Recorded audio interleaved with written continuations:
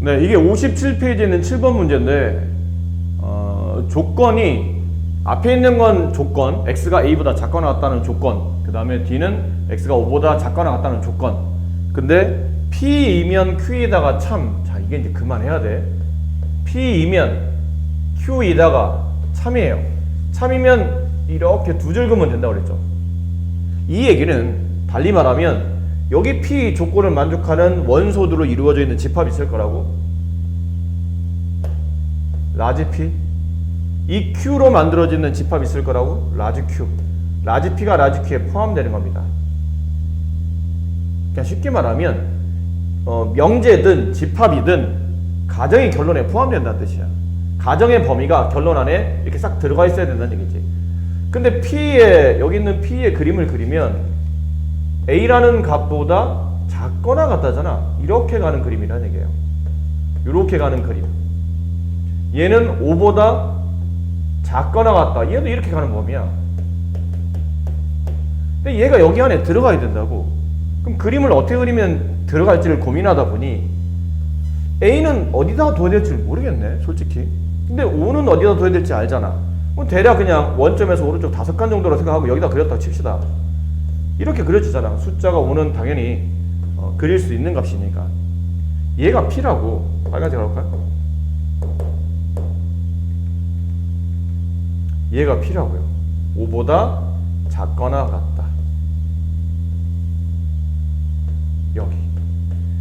여기 범위 안에 얘가 있어야 돼. 그러려면 이렇게 여기 어딘가에다가 그냥 아무데나 5의 왼쪽 어딘가에다 이렇게 a를 두고 이렇게 그리면 p가 q에 포함될 거 아니야. 맞습니까? 그러니까 이 말을부터 먼저 알아야 된다고. p가 q이기 위한 참입니다 라는 뜻은 p가 q에 포함됩니다. 근데 p의 그림, q의 그림, 여기는 하늘색이 빨간색에 들어가려면 이렇게. 그럼 다 끝난 거야, 답은. 여기서 마무리하면 돼요.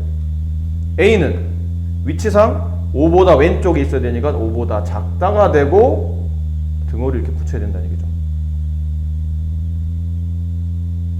이해돼요?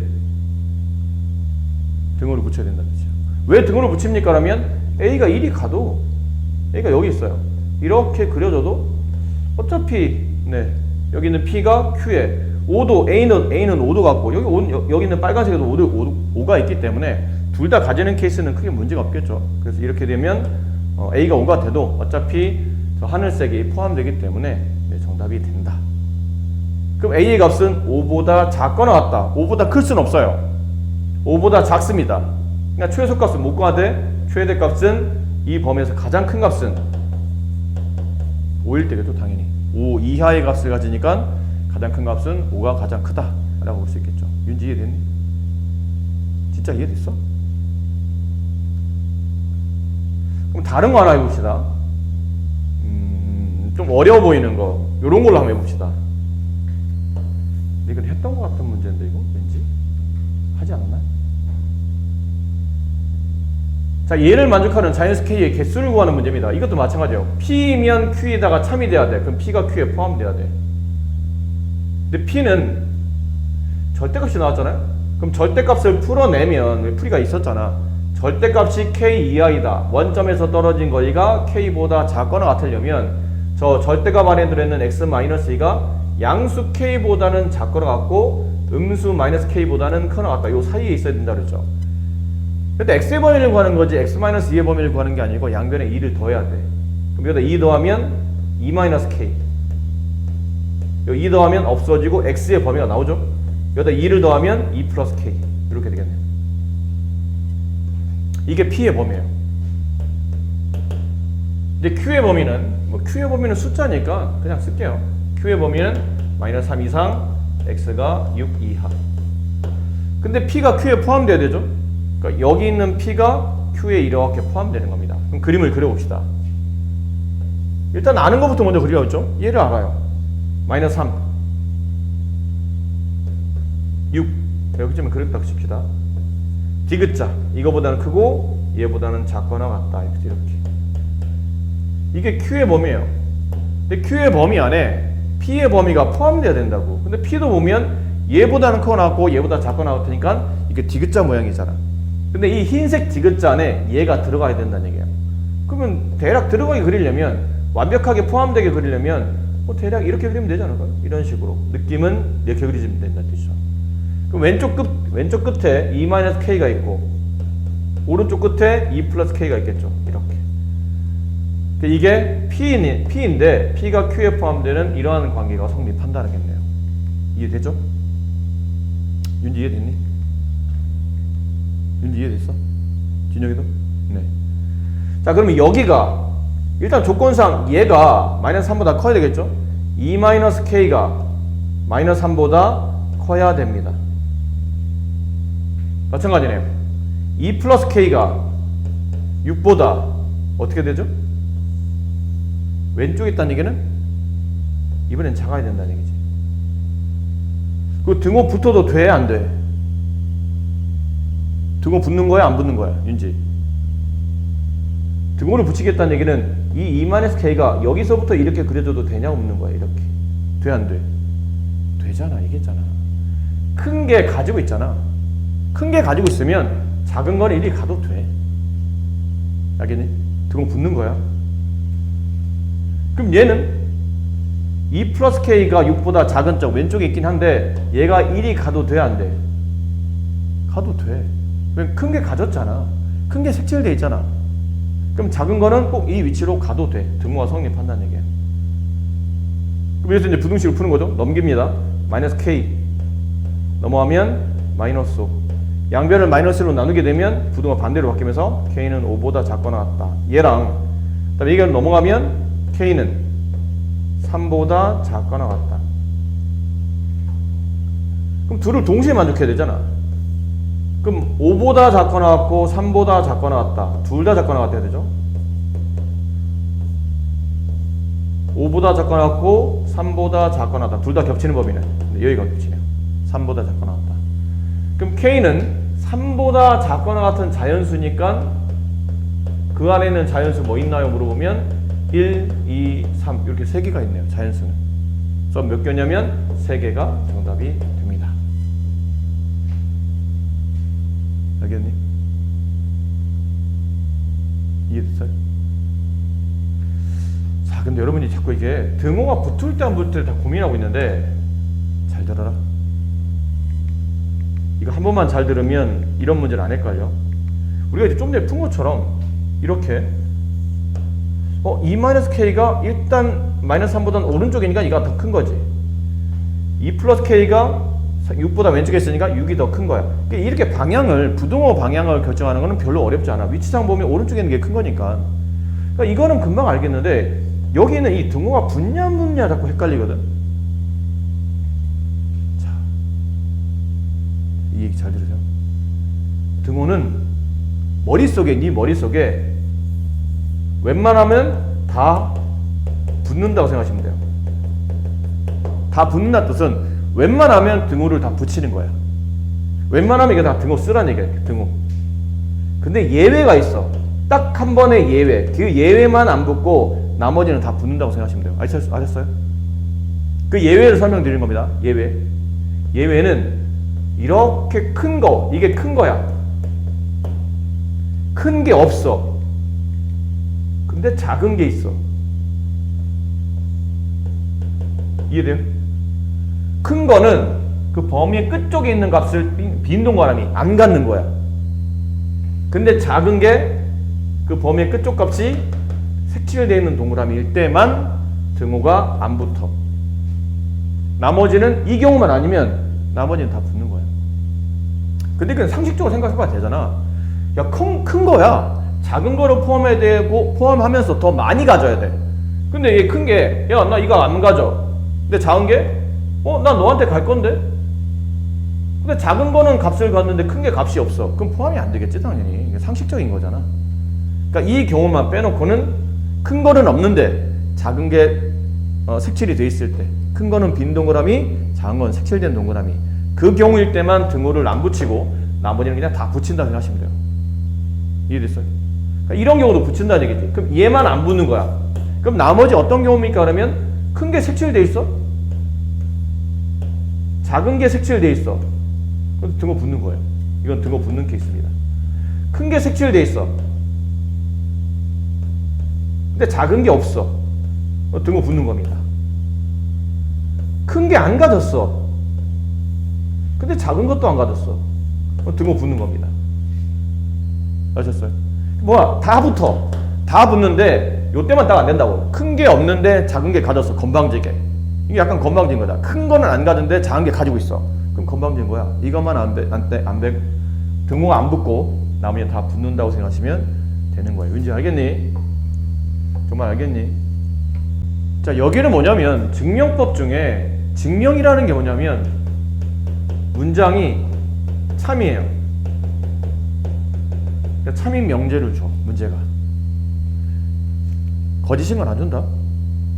거짓 이제 우리 뭐 할 거냐면 증명할 거거든. 증명할 건데 어차피 틀린 말을 왜 굳이 증명해야 돼? 틀렸잖아. 공부할 필요 없는 거야. 우리는 맞는 말을 공부하는 겁니다. 참인 명제가 있어. 근데 그 참인 명제를 증명해. 그래서 왜 이게 참인지를 밝히지. 그치? 근데 그 증명하는 과정 중에 앞쪽에서 배웠던 게 대우를 이용하는 방법이 있었죠. 명제 역과 부정을 동시에 취해서 그 대우가 참이면 원래 명제도 참입니다. 이렇게 이제 증명하는 방법이 대우를 이용하는 거고, 오늘 이해될 게 귀류법이라는 거예요. 귀류법 어려운 단어인 것처럼 보이죠? 처음 듣는 단어이기도 하고. 귀류법이라는 이 증명법은 어떤 식으로 증명하는 거냐면 결론을 부정해요. 그러니까 결론을 아니라고 말하는 거야. 야, 그 결론은 잘못된 거야, 너.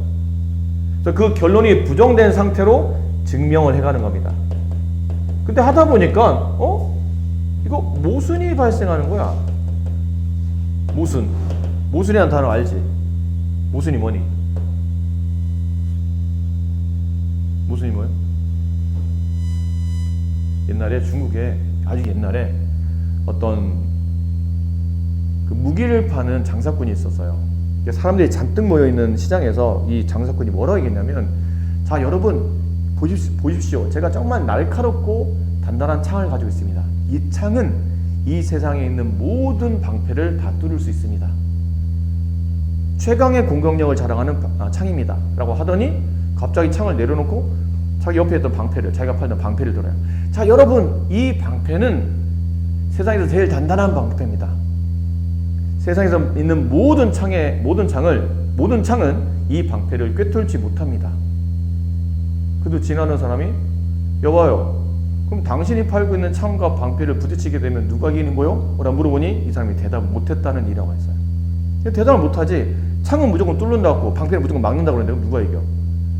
말이 앞뒤가 안 맞잖아. 그치? 이걸 모순이라고 불러요. 모순. 말이 앞뒤가 안 맞는 거야. 결론은 부정한 상태에서 증명을 해가. 근데 말이 앞뒤가 안 맞아. 뭐 잘못된 게 나온다는 얘기죠. 오류가 발생한다는 뜻이에요. 그러면 결론을 부정한 게 잘못됐다는 얘기야.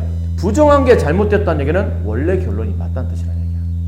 결론은 주어진 명제가 이런 식으로 참임을 증명하는 방법을 귀류법이라고 부릅니다. 자, 예를 든다면, 이건 근데 정말 예야. 이런 거를 증명하지 않잖아. 선생님은 잘생겼다.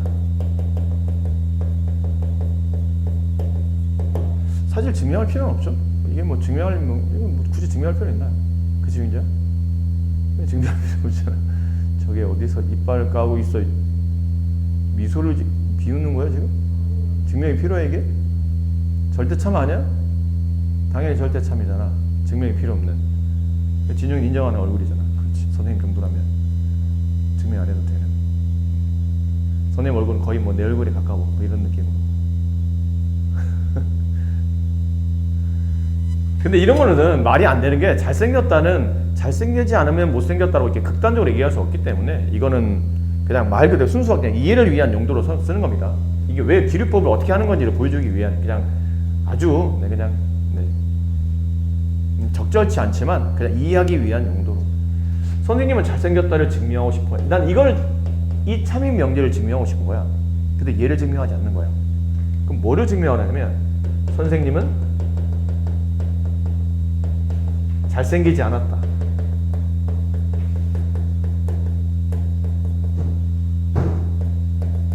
이걸 증명하는 겁니다. 그러면 이제 선생님 잘생기지 않았다는 어떤 조건들이 막 나열되겠죠? 이래서 잘생기지 않았고, 이렇게 잘생기지 않았고, 이렇게 잘생기지 않았고, 계속 나열하다가 어느 순간, 가만히 있어봐. 잘생기지 않았다면, 이런 말이 성립하지 않을 텐데?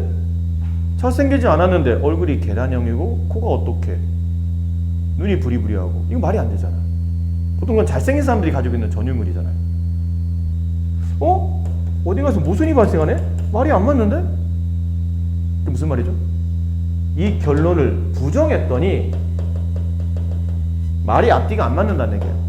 그 얘기는 부정한 게 잘못됐었던 거구나. 이 결론을 부정하니까 답이 안 맞네. 말이 틀리네. 그러면 그걸 통해서 원래 명제가 참임을 확인하는 이 방법을 귀류법이라고 불러요. 아셨죠? 대표적인 예입니다. 루트 2는 우리가 중학교 때 이걸 배웠었잖아요. 실수를 배우죠. 중학교 때 중3에 가면 실수를 다 배웁니다. 중2 때까지 유리수를 배우고 중3이 되면 이제 유리수로 표현이 안 되는 이제 무리수를 배워서 얘네들을 합쳐서 우리가 이제 실수라고 배웠거든. 물론 고등학교 와서 이제 허수를 배우고 그 둘을 붙여서 이제 복소수라고 배우긴 했는데, 실수 범위 안에서는 유리수 아니면 무리수예요. 무리수 아니면 유리수고. 그치? 그럼 루트 2는 유리수야 무리수야 물어보면 이건 무리수죠. 그럼 이건 분수로 표현이 안 되거든. 1.414 이렇게 되는 얘는 순환하지 않는 무한소수예요. 순환하지 않아 얘. 그럼 분수로 순환을 해야 일정한 규칙이 나타나 얘를 분수로 표현할 수 있는데 결국 얘는 분수로 표현이 안 되기 때문에 유리수가 아니란 뜻이야. 유리수는 분수로 표현할 수 있는 모든 수를 말하거든. 알겠니 윤지? 그럼 얘는 분수로 표현이 안 돼. 근데 루트 2는 분수로 표현이 안 되기 때문에 얘는 우리가 기본적으로 무리수라는 거 알고 있어요. 근데 문제가 물어본 거지. 그럼 루트 2는 왜 유리수가 아니야? 라고 물어보면 그냥 원래 그런 거니까 이렇게 말할 수는 없다는 얘기야. 이걸 증명할 필요가 있다는 얘기지. 그래서 우리는 이 루트 2가 유리수가 아님을 증명하기 위해서 귀류법을 쓰는 겁니다. 여기 나와 있죠. 이게 참이라는 걸 확인하기 위해서 귀류법을 이용해서 증명해 보세요. 첫 번째, 그럼 귀류법으로 증명한다는 뜻은 결론을 부정한다는 얘기예요. 여기서 결론은 루트 2는 유리수가 아니다. 얘를 부정하게 되면 루트 2가 유리수가 되는 거죠. 루트 2는 유리수이다. 루트 2를 유리수라 가정하면, 아까 말했죠. 유리수는 기본적으로 뭐로 표현할 수 있는 숫자냐면 분수꼴로 표현할 수 있는 숫자입니다. 네, 분수꼴로 표현할 수 있는 모든 숫자예요. 그래서 이렇게 표현한 겁니다. 여기다 써드릴게요. 잘 안 보여서. 루트 2는 m분의 m 이렇게 분수꼴로 표현했어요. 단지 전제권이 달려있는데 여기서 달려있는 조건 중에 얘가 중요합니다. 이 서로서라는 단어 잘 기억하세요. 마지막에 모순이 여기서 발생하기 때문에 m에는 서로서입니다. 서로서가 뭐죠? 1 말고는 더 이상 나눠지지 않는 두 수의 관계. 뭐 예를 들면 4와 9 이런 거예요. 이해됐니? 12와 25 이런 것들. 그러니까 최대 공약수와 1인 숫자 1 말고는 더 이상 동시에 나눠 떨어지지 않는 두 수의 관계를 서로서라 불러요. 결국은 여기 있는 분수는 약분할 수 있는 대로 다 약분이 되져 있는 상태로 유리수가 표현이 됐다는 얘기죠. 원래 유리수는 분수꼴로 표현하고 분수는 약분을 최대한 다 할 수 있잖아. 그치? 끝까지 약분할 수 있죠. 더 이상 약분이 안 되는 기약분수 형태로 나타낸다는 뜻이야. 그래서 m에는 서로서라고 둔 겁니다. 여기서 이제 모순이 난다고 했죠. 잘 기억해야 돼요. 자, 이제 계산하기 위해서 루트를 지우기 위해서 양변을 제곱합니다. 그럼 얘는 2가 되고 얘는 2가 되고 분모는 m제곱, 분자는 n제곱이 되겠죠. 다시 식을 좀 더 간단하게 하기 위해서 양변의 분모를 지우기 위해서 m제곱을 곱해요. 그럼 n의 제곱은 2m제곱이 돼. 우리 이거 바로 저번 시간에 배운 거다. 바로 저번 시간 뭐라고 배웠냐면 제곱한 수가 짝수이면 n제곱이 짝수이면 n도 짝수입니다. 이게 참이라는 걸 저번 시간에 대우를 통해 증명했었어요. 이건 참이야. n인 제곱이 짝수이면 n도 짝수야. 여기 있네? 선생님 n제곱 앞에 이렇게 2가 붙었다는 얘기는 이거 2의 배수인 짝수란 얘기지. 2가 곱해져 있으니까. 그치 윤지? 집중하고 있니? 그럼 n제곱이 2의 배수인 짝수니까 2의 배수잖아요? 그럼 2 곱하기 어떤 숫자 이렇게 표현이 돼 있을 거란 얘기야. 맞지? 그럼 K는 뭐죠? 그러면 K는 이렇게 책에서 나오죠? 자연수입니다. 여기다 1 집어넣으면 N제곱은 2, 4, 6, 8, 10 이런 식으로 이제 자연수가 된다는 뜻이죠. 2의 배수. 그래서 이걸 여기다 집어넣어요. 그럼 N제곱 2가 곱해졌으니까 이건 2의 배수일 테니 N제곱을 미안합니다. N제곱이 2의 배수이니까 N도 2의 배수이다. 이게 저번 시간에 한 거죠. N제곱이 2의 배수인 걸 알았으면 N도 2의 배수이다. 이거 N 대신에 2K를 대입해요. 대입하면 2K의 제곱, 4K 제곱은 2M 제곱 이렇게 되네요. 그치? 다시 양면 2로 나눠봐. 그러면 M 제곱은 2K 제곱. M 제곱 앞에도 뭐가 붙었어요? 2가 붙었네. 그럼 M 제곱도 2의 배수라는 얘기잖아. 그럼 같은 말 아닙니까? M 제곱이 2의 배수라는 얘기는 제곱하기 전에는 M도 2의 배수, 2 곱하기 어떤 숫자, L은 자연수. 제곱해서 2의 배수면 제곱하기 전에도 2의 배수가 된다. 됐니? 자, 근데 이렇게 되면 처음에 뭐가 발생하냐면 여기서 모순이 발생하죠. 그런데 여기 있잖아. 그런데 여기 빈칸처럼 이래요. 양변을 제곱 정리하면 N제곱은 2M제곱. 따라서 N제곱이 2의 배수이므로 N도 2의 배수. 그래서 N값을 2K라고 두고 집어넣어 정리해봤더니 M제곱은 여기 있죠. M제곱은 다시 2K제곱. 그럼 M제곱도 2의 배수이므로 M도 2의 배수이다. 그렇게 되면 MN이 모두 다 뭐가 되죠? M도 2의 배수, N도 2의 배수라는 얘기는 맨 위에 MN이 더 이상 약분되지 않는 서로소입니다란 말에 MN은 서로소란 말에 뭐가 발생하죠? 모순이 발생하는 겁니다. 이해됐니? 그러니까 루트 2를 유리수라고 두는 순간에 어느 순간 모순이 발생한다는 얘기야. 그러니까 루트 2를 유리수로 둘 수가 없다는 얘기지. 따라서 루트 2는 유리수가 아니다가 참이 된다. 이렇게 증명하는 방법이 기륙법입니다. 좀 낯설죠? 네. 집에 와서 저 빈칸을 잘 메꾼 거 보시면서 여기서 아까 말한 이 빨간색 이 부분에서 나중에 모순이 발생할 것이다 라는 거를 미리 알아두시고 문제를 풀면 좀 도움이 되지 않을까 싶습니다. 그래요. 교수님, 이 밑에 있는 5번은 어떻게 합니까? 가끔 이제 5번은 애들이 질문해요. 루트 2는 위에 있는 걸 증명하는데 밑에 있는 1 플러스 루트 2는 유리수가 아니다. 이건 어떻게 증명하죠? 얘는요? 이렇게 증명하시면 됩니다. 1 플러스 루트 2는 유리수가 아니다. 이거는 1 플러스 2는 유리수라고 하자. 이것도 기류법 쓰는 거죠. 결론은 부정한 겁니다. 1 플러스 루트 2를 유리수라고 하자.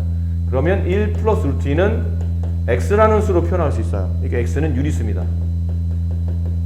가정했으니까 1 플러스 루트 2 유리수라고 두자. x를 유리수로 하자. 그 다음에 1을 1로 넘겨요. 그럼 루트 2는 x 마이너스 1. 근데 유리수에서 유리수를 빼면 답이 보통 유리수입니다. 그럼 이 말이지 않나요? x라는 유리수에서 1을 빼게 되면 이 값은 유리수가 돼야 되는데, 그렇게 돼야 되는데 앞쪽에서 바로 위에 있는 개념 문제에서 배웠잖아요. 루트 2는 유리수가 아니었죠. 그럼 따라서 루트 2는 유리수가 아니다 라는 가정에 모순이 발생합니다. 그러므로 이 결론을 부정한 1 플러스 루트 2는 유리수가 아니라를 부정한 유리수는 잘못된 말이 또 된다는 뜻이야. 모순이 발생했으니까. 따라서 1 플러스 루트 2는 유리수가 아니다. 이렇게 증명하시면 됩니다. 그냥 간단한 내용이에요. 1 플러스 루트 2가 만약 유리수라면, 저게 만약 유리수라면, 저 부정하고죠? 결론은? 그러면 1이 1로 넘어가면서 이게 유리수니까, 그럼 루트 2라는 숫자는 유리수 x에서 1을 뺀 숫자인 유리수가 돼야 되는데, 루트 2는 아까 위에 증명했잖아. 유리수가 아니라며. 그럼 이게 말이 앞뒤가 안 맞는 거 아니에요? 얘는 유리수가 아니래. 근데 결과는 유리수래. 뭔 말이야? 앞뒤가 말이 안 맞잖아. 모순이 발생한다는 뜻이. 그러므로 결론을 부정한 게 잘못됐다. 따라서 1 플러스 루트 2는 유리수가 아니다가 맞는 말이 된다. 이렇게 증명하는 방법이 기류법입니다. 아셨죠? 자, 절대부등식. 자, 이 절대부등식은 예전에 우리가 이번 시험 범위 안에 있었어요. 어느 정도는 포함이 됐었던 내용이죠. 항상 성립하는 부등식, 그게 절대부등식. 약간 느낌은 뭐랑 비슷하냐면 느낌은 항등식과 좀 비슷한 느낌이지. 항상 성립하는 등식, 항등식. 항상 성립하는 부등식, 항부등식이라는 단어를 쓰지 않고 이제 절대부등식이라는 단어를 쓰는 거죠. 아셨죠? 모든 실수범에 항상 성립하는 부등식, 절대부등식이라는 뜻입니다. 이거는 우리가 기존에 좀 알고 있는 내용들을 그냥 정리해 놓은 것 뿐이에요. A가 B보다 커요. 그럼 보통 A에서 B를 빼면 양수가 되겠죠. 우리가 대소 비교할 때 저런 방법 많이 씁니다. 이거 중요한 거니까 따로 표기해 드릴게요. 대소 비교법.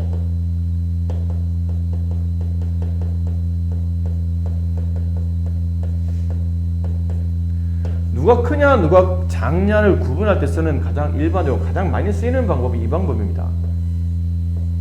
이거지. A와 B 중에 누가 크고 누가 작나요? 이걸 증명하는 방법 중에 대소 비교하는 방법 중에 가장 많이 쓰이는 방법은 일단 앞에 있는 수에서 뒤에 있는 수를 빼보는 겁니다. 빼봤더니 0보다 커. 그러면 앞이 큰 거예요. 0과 같아. 그러면 앞뒤 같은 거예요. 근데 0보다 작아졌어. 그러면 뒤가 더 큰 거예요. 이렇게. 이건 당연한 거죠. 우리가 맨날 알고 있는 내용입니다. 어느 정도는. 두 번째. 근데 그냥 빼려고 했더니 이게 그냥 뺄 셈이 안 돼. 그냥 뺄 셈이 안 된다는 얘기는 보통은 루트가 나올 때나 혹은 절대값이 나올 때 얘는 그냥 빼기가 잘 안 되거든요. 그럴 때 루트는 같은 루트 아니면 빼기 안 되거든. 그 절대값은 서로 또 다른 문자가 있을 때는 또 이게 또 빼기가 잘 안 돼요. 그럴 때는 그냥 빼지 말고 제곱해서 빼냅니다. 내용은 똑같습니다. 제곱해서 뺐더니 이게 0보다 커. 그러면 앞이 큰 거야. 제곱하기 전에는 A가 B보다 큰 겁니다. 같아. 그럼 A, B는 같은 거야. 작아. 그러면 뒤에는 B가 더 큰 거야. 이렇게 증명하는 방법. 세 번째가 있긴 있는데 세 번째는 그냥 생략합시다. 여기서는 주로 이거 두 개 위주로 좀 쓰이기 때문에 다만 밑에는 2번은 조심하셔야 될 게 이 2번의 증명법에서는 보통 A, B가 양수일 때 주로 많이 써요. 위에 있는 1번은 A가 양수이든 B가 음수이든 신경 쓸 필요 없어요. 모든 숫자에서 다 성립하는 증명법인데 밑에 있는 이런 계산법은 A, B가 모두 양수일 때 주로 많이 쓰인다라는 것을 알아두시고 아셨죠? 네. 자, 참고사항들 봅시다. 참고사항들. 제곱 더하기 제곱 0이 되려면 둘 다 0이다. 당연히 이것도 우리가 알고 있는 거예요. 그러니까 당연한 것들 지금 확인하고 있는 거니까. 이거죠. A가 B보다 커. 그럼 제곱해도 A 제곱 쪽이 커. 왜? 둘 다 양수일 때는. 양수 3이 3이 2보다 커. 그럼 3의 제곱이 2의 제곱보다 큽니까? 네, 그렇다는 거죠. 당연한 거잖아요. 원래 큰 값을 제곱하면 제곱해도 커진다는 뜻이니까. 오른쪽. 어떤 실수를 제곱하면 이건 굉장히 중요한 거죠. 어떤 실수를 제곱하면 늘 0보다 커나 같습니다. 근데 늘 그래요. 어떤 실수를 제곱하면 늘 0보다 커나 같죠. 항상 그렇게 배웠으니까. 이 값이 양을 제곱하면 양, 음을 제곱해도 양, 0일 때만 제곱하면 0이 되죠. 그래서 어떤 실수를 제곱하면 항상 0보다 커나 같으므로 실수 제곱의 합을 계산하시오 그러면 늘 0보다 커나 같다. 이것도 당연하다. 여기가 좀 중요하게 쓰이는데 4번이 절대값을 제곱하나 그냥 절대값 없이 제곱하나 답은 똑같습니다. 알겠나요? 절대값을 제곱하나 절대값 없는 상태로 그 전체를 제곱하나 이런 거죠. 절대값 A 플러스 B가 있어요. A와 B를 더한다면 절대값인 거죠. 이 전체를 제곱하나 그냥 A 플러스 B 전체를 제곱하나 답은 똑같다는 뜻이에요. 맞죠? 제곱 붙으면 절대값은 의미가 없다라고 생각하시면 됩니다. 그리고 이런 것들 또 많이 쓰이는 거죠. 절대값 A, B A와 B를 곱한다면 절대값 씌우나 A의 절대값에 B의 절대값을 곱하나 답은 똑같다. 이것도 자주 쓰이는 표현이니까 잘 기억해 두시고요. 자, 여기서 하나 증명을 좀 잠깐 해볼까요? 이런 것들. 설명드릴 테니까 빈칸을 여러분이 한번 메꿔 보세요. 그렇게 어려운 증명법 아니니까 여러분도 충분히 할 수 있는 증명이에요. 자, 지금은 왼쪽이 오른쪽보다 크거나 같다를 증명을 하래. 왜 왼쪽이 오른쪽보다 크거나 같나요? 그럼 이렇게 해보는 거죠. 얘를 A라고 둬요. 얘를 B라고 둡시다. 그래서 한번 빼보는 거예요. A에서 B를 빼봐. 근데 왼쪽이 오른쪽보다 크거나 같다는 뜻은 이 뺀 값이 0보다 크거나 같을 때 그러면 A는 B보다 크거나 같습니다. 이게 성립한다는 뜻이에요. 이 흐름을 아시겠어요? 알겠니 얘들아? 의미 없이 끄덕대지 말고 잘 봐. 앞에 있는 게 A, 뒤에 있는 게 B. A가 B보다 크거나 같대. 왜? 그 얘기는 A에서 B를 뺐더니 이게 0보다 크거나 같으면 A가 B보다 크거나 같다고 말할 수 있다. 그러니까 한번 빼보자는 얘기죠. 그럼 A 빼기 B를 합니다. 이제 A 빼기 B. A 플러스 B의 전체 제곱에서 B, 4AB를 뺍니다. 그럼 앞쪽에 있는 거는 우리가 알고 있는 제곱식이잖아요. 곱셈 공식 A제곱 플러스 2AB 플러스 B제곱 마이너스 4AB. 동류항이 되네. A제곱 마이너스 2AB 플러스 B제곱. 인수분해 되는데? 그렇지 않나요? 인수분해 되잖아요. 여기 A 하나, 여기 A 하나, 여기 B 하나, 여기 B 하나, 둘 다 마이너스. 곱해서 플러스 B제곱. 이렇게 곱하면 마이너스 AB, 둘을 더하면 마이너스 2AB. 딱 맞네. 그럼 이거는 완전 제곱이 된다는 얘기네요. A-B의 전체 제곱. 자, 이제 보세요. A에서 B를 뺀 결과가 이게 결론이야, 윤지야. 이게 결론이야. A에서 B를 뺐더니 결론 이거래. 앞에서 배웠잖아요? 어떤 실수를 제곱한 값은 늘 0보다 크거나 같다. 이거 실수잖아. A에서 B를 빼면 실수를 제곱해도 실수. 그럼 얘는 늘 0보다 크거나 같네? 이 결론이 나왔다는 얘기잖아요. A에서 B를 뺐더니 0보다 크거나 같다는 뜻은 그래서 A가 B보다 크거나 같습니다가 참이 된다. 그래서 A 플러스 B의 제곱이 4AB보다 항상 크거나 같습니다. 다 성립한다라는 뜻이에요. 아셨습니까? 네. 14번도 해드릴게요. 어차피 집에 가서 여러분 또 하라면 잘 못할 테니까 일단 해드릴게요. 14번. 자, 보세요. 14번. 이것도 좀 완전 제곱식을 만들었으면 좋겠는데 A제곱 플러스 2AB까지 괜찮아. 근데 여기 B제곱만 있으면 딱 완전 제곱인데 왜 2B제곱이 있지? 그거를 생각해서 식을 약간 조작합니다. 2B제곱을 B제곱 더하기 B제곱을 써도 괜찮나요? 이렇게 써도 괜찮습니까? 네, 괜찮잖아. 둘 더하면 2B제곱이니까. 근데 거기서 내가 필요한 거는 이렇게 세 개항이 필요해요. 이게 인수분해 되거든. 여기 A 하나, 여기 A 하나, 여기 B 하나, 여기 B 하나, 둘 다 플러스. 그럼 곱하면 B제곱, AB 더하면 플러스 2AB. 딱 맞지? 그래서 여기가 A 플러스 B의 전체 제곱이 되고 뒤에 남아있는 B제곱을 써요. 썼더니 이것도 그 유형이잖아. 어떤 실수를 제곱했네? 그럼 얘는 0보다 크나 같죠? 얘도 어떤 실수를 제곱했죠? 그럼 얘도 0보다 크나 같아요. 0보다 크나 같은 두 수를 더하게 되면 이 전체 식은 0보다 크나 같더라. 그래서 주어져 있는 이 식이 0보다 크거나 같다라는 것을 알 수 있다라는 거죠. 그렇게 많이 어렵진 않죠. 네. 이해되시겠어요? 집에서 이제 강의 보시면서 여기 있는 내용 좀 복습을 하시고, 자, 이런 거 15번. 이게 이제 좀 알아둬야 될 증명법인데, 보통은 절대값 A 더하기 절대값 B가 절대값 A 더하기 B보다 항상 크거나 같답니다. 이건 어떻게 보면 또 직관적으로 금방 우리가 알 수 있는 내용이긴 해요. 뭐 숫자로 보면 이렇잖아. A, B의 숫자를 부호로 본다면 총 4가지 중에 하나를 볼 수 있거든요. A가 3, B가 2, A가 3, B가 마이너스 2, A가 마이너스 3, B가 2, A 마이너스 3, B 마이너스 2 이렇게. 자, 이랬을 때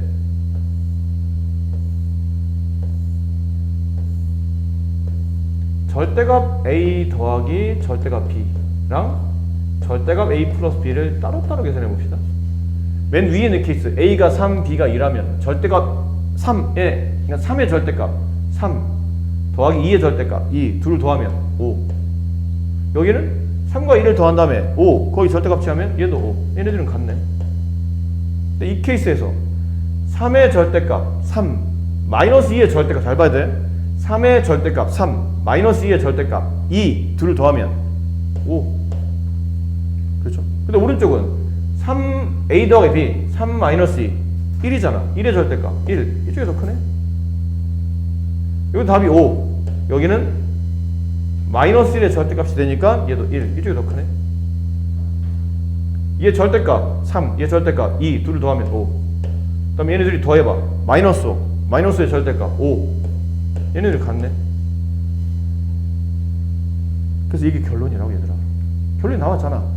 얘가 얘보다 같거나 아니면 더 크다고요. 이해됐니? 그래서 따로따로 절대값을 구한 다음에 더한 거는 두 개를 더한 다음에 한꺼번에 절대값을 구한 것보다 늘 크거나 같다가 참인 거야 사실은. 근데 이거는 그냥 여러 가지 A, B 숫자 중에 하나의 예일 뿐이지 이걸 가지고 증명이라 말하기는 어려워. 이 숫자가 바뀌면 이게 숫자가 바뀌었어. 3, 2가 아니고 다른 값이 나와. 그러면 꼭 저게 맞다고 또 장담할 수는 없잖아. 혹시 달라질 수도 있는 거니까. 그게 숫자로 증명할 수는 없어요. 그래서 논리적으로 증명하는 거야. 자, 이제 하자. 잘 봐. 하는 거야. 이게 A야. 얘가 B야. 근데 지금은 A가 B보다 커나 같다는 얘기잖아. 그럼 이걸 어떻게 증명하냐면 보통은 이걸 많이 한다고. A 빼기 B를 구해서 이게 0보다 커나 같으면 그래서 A가 B보다 크거나 같습니다. 이렇게 쓰겠다는 얘기지. 그렇지? 근데 이 문제가 뭐냐면 이 상태로 가려니까 절대값 A 더하기 절대값 B를 절대값 A 플러스 B에서 이렇게 빼내는 거예요. 근데 이게 계산이 됩니까? 이걸 어떻게 계산할 겁니까? 이게 계산이 안 되네? 이게 계산이 안 되는데? 그래서 뭘 하냐면 그냥 빼지 말고 절대값이나 루트가 있는 걸 증명할 때는 그냥 빼지 말고 제곱해서 빼세요. 왜? 어차피 얘네 둘 다 양수거든. 이거 둘 다 양수잖아. 절대값끼리 더해도 양수고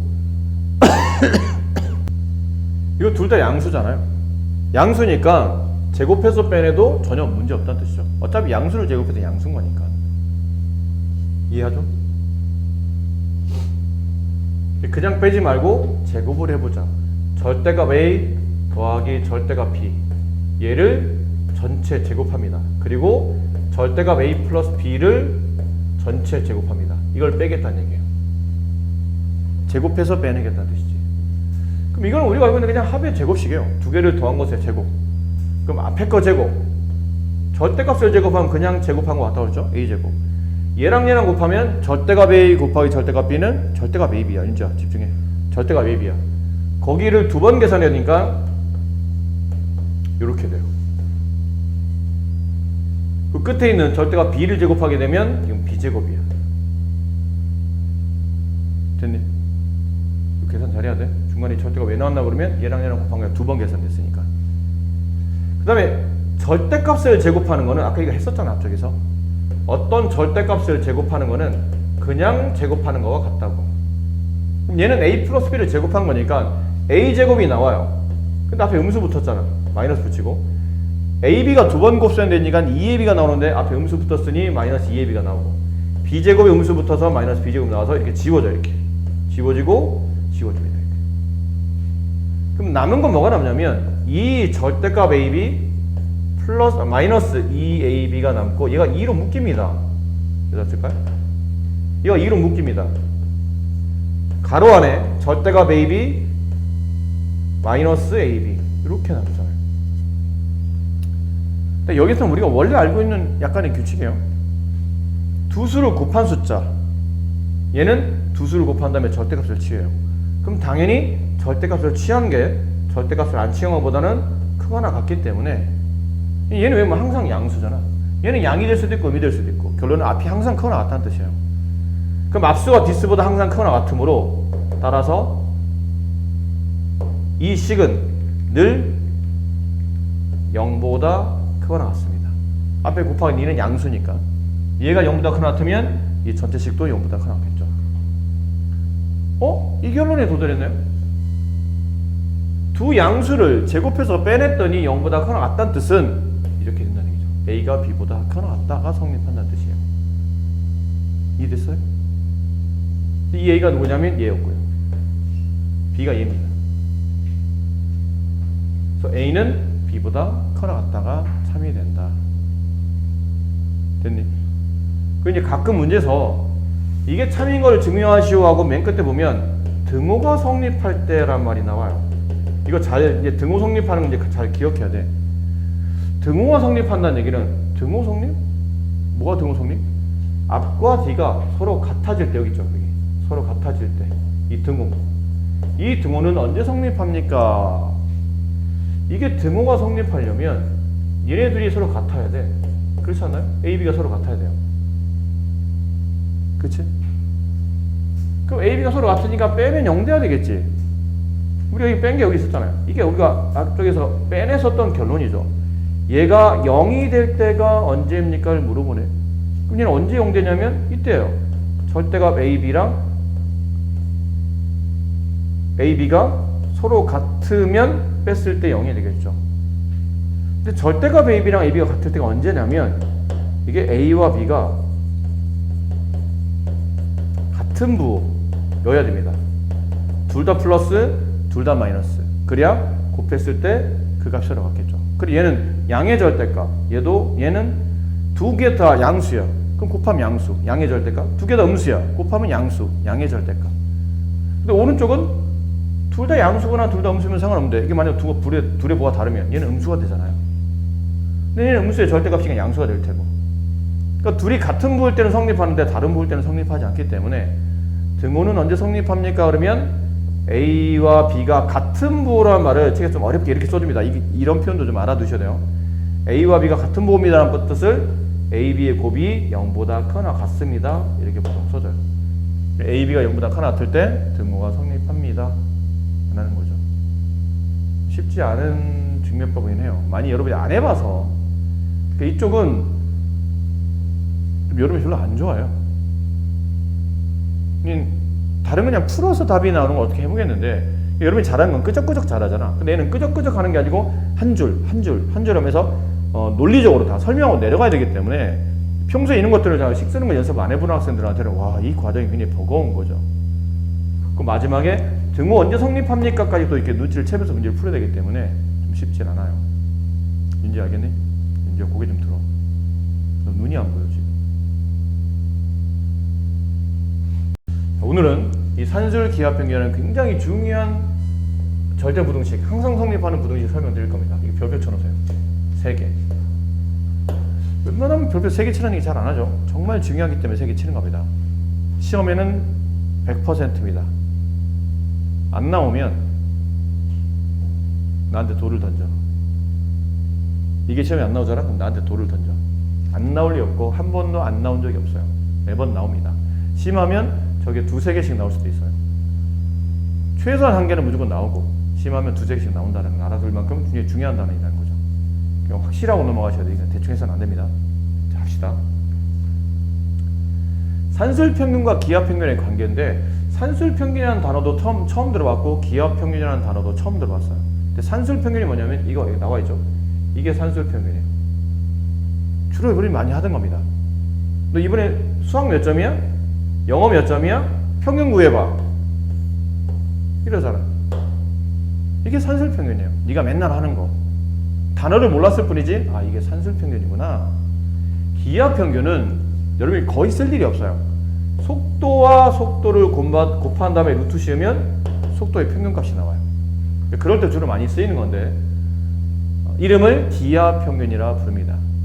근데 보면 산술평균이 똑같은 AB에 대하여 그 AB에 대한 산술평균이 AB에 대한 기하평균보다 늘 크거나 같답니다. 왜죠? 이건 증명이 필요한 거예요. 왜 그렇습니까? 그러면 이 증명법도 똑같아요. 앞에 있는 산술평균을 A, 뒤에 있는 기하평균을 B라고 했을 때 이게 왜 A가 B보다 크거나 같습니까? 증명할 때 A에서 B를 이렇게 빼보시는 겁니다. A에서 B를 빼보시는 겁니다. 그럼 빼봅니다. A 플러스 B를 2로 나눠요. 이게 산술평균이죠. 빼기 기하평균 루트 A, 루트 AB. 이걸 뺐는데 이거 지금 계산이 됩니까? 안 될 것 같은데 계산이 됩니다. 이게요? 2분의 여기 AB를 이렇게 써도 되나요? 지금 위에 보면 AB가 둘 다 양수라는 굉장히 중요한 조건이 달려있거든요. 그럼 루트 A라는 숫자에다가 루트 옆에 제곱 붙여요. 그럼 제곱 루트 주고 안에 있는 A가 바깥으로 나오는데 그 수가 양수이면 A가 답이라고 배웠잖아요. 맞니? 이 정도는 알고 있어야 된다. 이런 걸로 시간 길게 끌 시간이 없어. 이건 당연히 기본적으로 루트 A 제곱과 A는 서로 같다고 배웠었으니까. 윤지 자꾸 눈 돌리지 말고 마. 잘 봐. B는 루트 B 제곱과 같죠. 이거 대신에 쓰는 거예요. 어떻게 해요? A 대신에 루트 A 제곱 플러스 B 대신에 루트 B 제곱 이렇게 쓰세요. 그 얘는 원래 분모 1이 생략되어 있는 숫자를 2로 통분해야 되니까 분모 2를 곱하죠. 그럼 분자도 2를 곱하게 되면 얘는 마이너스 2 루트 AB인데 루트 AB는 루트 A 곱하기 루트 B로 이렇게 쓸 수 있겠죠. 둘 다 양수니까 네, 이렇게 찢어서 써도 된다는 뜻이에요. 자, 그 다음은 여기가 완전 제곱이 돼요. 루트 A 제곱 마이너스 2 루트 A 루트 B 플러스 루트 B의 제곱. 이게 완전 제곱이 돼요. 루트 A 곱하기 루트 A, 얘는 루트 B 곱하기 루트 B, 둘 다 마이너스. 그럼 곱해서 플러스, 더해서 마이너스 안 나오겠죠. 루트 AB 두 번 더하면 루트 마이너스 2 루트 AB. 그래서 이게 완전 제곱이 돼요. 2분의 루트 A 마이너스 루트 B의 전체 제곱이다. 자, 잘 봐. 우리가 지금 시도한 게 뭐냐면 A에서 B를 빼봤어요. A가 뭐냐면 앞에 있는 산술평균, B가 뒤에 있는 기하평균. 칠판을 보라고. 칠판을, 윤지야, 칠판을 보라고. 어디 보고 있나? 여기를 봐. 너 어디, 초점이 어디를 보고 있는 거야? 보고 있는데 왜 이상한 데를 보는 것 같아? 넌 시선이 이상한 데를 보고 있었는데 지금? 여기를 설명하는데 왜 여기를 보고 있어? A에서 B를 뺀 거지? A가 산술평균, B가 기하평균이에요. 근데 뺀 결과를 보니까 이게 결론이야. 근데 분모 2는 양수죠? 근데 분자를 보니까 어떤 실수를 루트 A에서 루트 B를 빼면 어떤 실수가 나오겠지? 그 실수를 제곱한 겁니다. 그럼 어떤 실수를 제곱한 거니까 늘 0보다 커나 같네? 무슨 결론이죠? 앞에서 D를 뺐더니 그 결과가 0보다 커나 같다는 뜻은 앞에 있는 게 뒤에 있는 것보다 커나 같다가 성립한다는 뜻이죠. 앞이 뭐였냐면 산술평균, D가 기하평균. 아, 산술평균이 기하평균보다 늘 크거나 같구나 라는 게 확인이 됩니다. 이게 첫 번째 기억하셔야 될 내용이고, 두 번째, 근데 증명은 이렇게 됐죠? 항상 산술평균이 기하평균보다 크거나 같대. 근데 여기서 중요한 거는 저게 크거나 같다만 중요한 게 아니고 등호가 성립할 때를 기억해야 돼요. 다시 잘 봐. 등호 성립이란 게 뭐냐면 산술평균과 기하평균이 보통 일반적으로는 산술평균이 큰데 둘이 같아질 때가 있어요. 색깔 보이지 않나요? 네, 둘이 같아질 때가 있어요. 그럼 언제 같아지냐면 얘네 둘이 같아진다는 뜻은 A 빼기 B가 0이 된다는 뜻이에요. 그렇죠? A 빼기 B의 결론이 이거였잖아. 얘가 0이 될 때가 언제냐면 분자가 0이 됐을 때야. 근데 제곱한 식이 0이 되려면 안에 들어있는 루트 A 마이너스 루트 B가 0이 돼야 되고, 그 얘기는 루트 A랑 루트 B가 서로 같아야 되며 AB가 양수이기 때문에 제곱하면 결론은 AB가 서로 같다는 걸 알 수 있어요. 등호는 언제 성립합니까? 그러면 A와 B가 서로 같을 때 성립합니다. 이게 근데 왜 중요하죠? 그러면 산술평균의 문제를 잘 보시면 그 산술평균이 성립하는 최대값과 최소값을 구하시오라는 문제가 나옵니다. 근데 그 최대값, 최소값이 언제 성립하냐면 등호가 성립할 때 나오는 값이거든요. 그럼 등호가 성립할 때 최대, 최소가 나오니까 그런 최대, 최소가 나오기 위한 조건이 뭔지를 알고 있어야 된다는 얘기야. 이게 학교에서 물어보는 시험에 출제가 되는 겁니다, 실제. 자, 이제 필기하세요. 그 책 옆에다가 산술기의 옆에 자리 있지? 그 자리 옆에다 이거를 필기하도록 하세요. 첫 번째, 산술 기하 평균. 첫 번째, 표기법. 표기법은 산술 평균은 보통 산술 기하 평균에 관계된 식은 보통 이렇게 책에는 나와 있어. 이건 책에 써 있는 거죠. 두 양수를 더한 다음에 2로 나눈 값은 두 양수를 곱한 값에 루트 씌운 것보다 크나 같다. 이렇게 돼 있는데 이 표기법을 상황에 따라서 연산법으로 바꿔야 됩니다. 계산할 때는 보통 저렇게 안 쓴다는 얘기예요. 저거는 표기법이지. 실제 계산할 때 저렇게 안 쓰고 그럼 어떻게 씁니까? 그러면 두 양수를 더한 값은 두 양수를 곱한 값에 루트 씌워 2배 한 것보다는 크나 같다. 그러니까 결국은 여기 있는 2가 이렇게 넘어간다는 뜻이에요. 이게 연산법이에요. 참 2를 넘기고 안 넘기고 차이점인데 뭐 그렇게 중요합니까? 중요합니다. 앞으로 항상 이렇게 설명할 겁니다. 산술 평균 두 양수를 더한 값은 두 양수를 곱한 다음에 루트 씌워 2배 한 것보다 크나 같다. 이렇게 설명할 거기 때문에 이 연산법을 잘 익혀 두셔야 됩니다. 아셨죠? 네. 자, 근데 문제를 풀다 보면 자꾸 저렇게 이건 일반화시킨 거잖아. 항상 문제가 A, B로 나오진 않아. 이건 그냥 공식이니까 쓴 것 뿐이지 이거를 형상화 하셔야 됩니다. 산술기하에 대한 형상화. 앞으로는 산술기하는 위에 있는 거는 말 그대로 책에 나와 있는 표현법이고 이거를 너는 이렇게 기억해야 돼. 네모가 0보다 커. 세모가 0보다 커. 그러면 이게 늘 성립해. 네모와 세모를 더한 값은 네모와 세모를 곱한 다음에 루트 씌워 2배 한 것보다는 크거나 같다. 이 식을 기억하셔야 됩니다.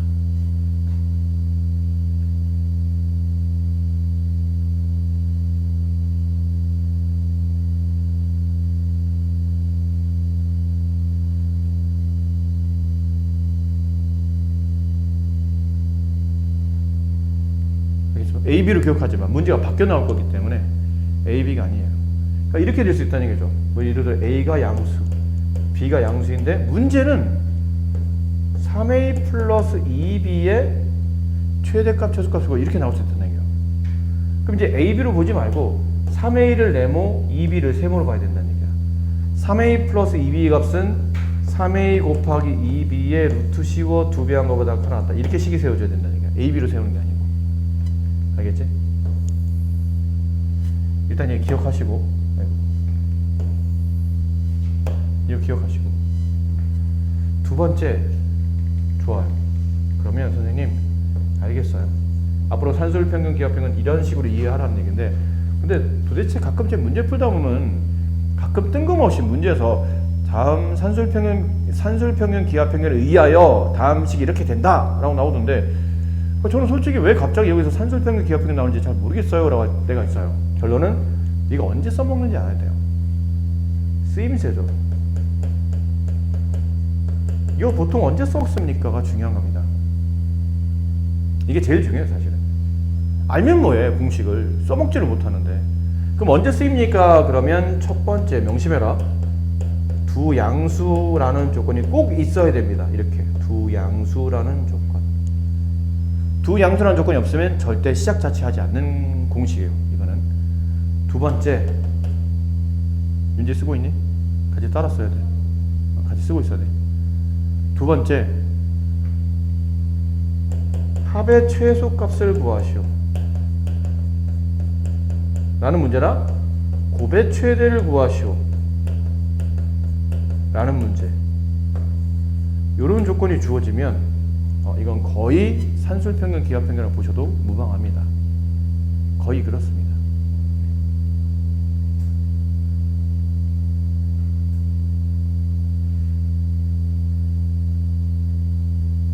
아시겠죠? 다 썼니 이제? 자, 연습해 봅시다. 그럼 도대체 산술평균, 기하평균 언제 씁니까? 이거는 됐습니다. 그리고 두 개 한번 해볼게요. 이 두 개만. 봐봐, 이제 AB로 안 나오잖아. 문제가 AB로 안 나와. 그러니까 AB로 공식을 기억하면 안 돼. 선생님, 문제 메뉴에 보면 A가 양수, B가 양수란 말이 있던데요? 그렇죠. 있지. 있으니까 당연히 B분의 A도 양수고 A분의 B도 양수죠. 그렇죠? 근데 문제는 이 식의 최소를 구하라는 문제야. 맞니? 그럼 배운 대로 해. 요거를 기억하라고. 네모와 세모 둘 다 양수야. 네모, 세모 합의 최소. 바로 좀 전에 하지 않았나요? 바로 좀 전에 했잖아. 두 양수 합의 최소. 그럼 뭐라고? 산술기하라고. 알겠어요? 두 양수. 이게 두 양수 조건이잖아. 두 양수. 근데 합의 최소. 그 두 양수 합의 최소를 구하라고? 아, 산술기하구나. 그럼 산술기하면 빨리 형성화된 그림이 떠올라야 된다고. 두 양수를 더한 값은 두 양수를 곱한 다음에 루트 C워 두 배한 것보다는 커나다. 이게 떠올라야 된다고, 이게. 이 네모세모에 누굴 대입해야 돼요? 얘네를 대입하는 거예요. 얘네를. 얘가 네모세모니까. 그럼 두 양수를 더한 값은 크거나 같다. 누구보다? 2 곱하기 루트 두 양수의 곱. B분의 A 곱하기 A분의 B. 이렇게 돼요. 이게 지워지네. 이렇게. 약분되면 지워지네. 루트 1이 남네? 루트 1은 곱하기 1이니까 생략해도 되죠. 결론 이 식은 항상 2보다 크거나 같아요. 항상 2보다 어떻다고? 크거나 같다고. 누가? 저기 있는 B분 A 더하기 A분의 B가 얘 범위가 항상 2보다 크거나 같대. 따라서 이 범위의 최대값은 못 구합니다. 왜죠? 계속 커지잖아. 계속 커지기 때문에 가장 큰 값은 못 구하는 거예요. 근데 범위의 가장 왼쪽에 있는 값, 이게 최소값이죠. 그래서 이 범위의 최소값을 구하시오. 정답은 2가 되는 겁니다. 되나요? 단만 쓰지 말고 밑에 잘 보자. 자, 이것도 그래. 어차피 A가 양수니까 9A도 양수죠. 이걸 네모로 보세요. 근데 9A도 양수입니다. A가 양수니까 양수분의 4. 이것도 양수죠. 근데 양수입니다. 두 양수합의 최소. 딱 맞잖아, 문제가. 양수합의 최소 산술기하구나. 풀이는?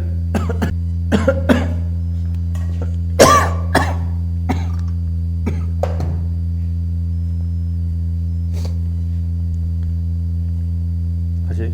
두 양수합의 값은 두 양수를 서로 곱한 다음에 루트 C워 두 배한 것보다는 크거나 같다. 약분이 된다. AA. 그럼 이렇게 하다 보니까 2루트 36. 루트 36이 얼마예요? 6이죠. 그럼 2, 6, 12. 이렇게 되네. 그럼 이 식의 값은 항상 12 이상이니까 가장 작을 때 최소값은 12가 됩니다. 이해하셨어요? 아시겠죠? 왠지 알겠네? 답만 쓰지 말고. 자, 이렇게 해서 이제 설명은 다 드렸으니까 주말 동안에 여기 있는 연습 문제를 마무리해서 끝까지 어려워도 일단 해야지. 어떻게 해?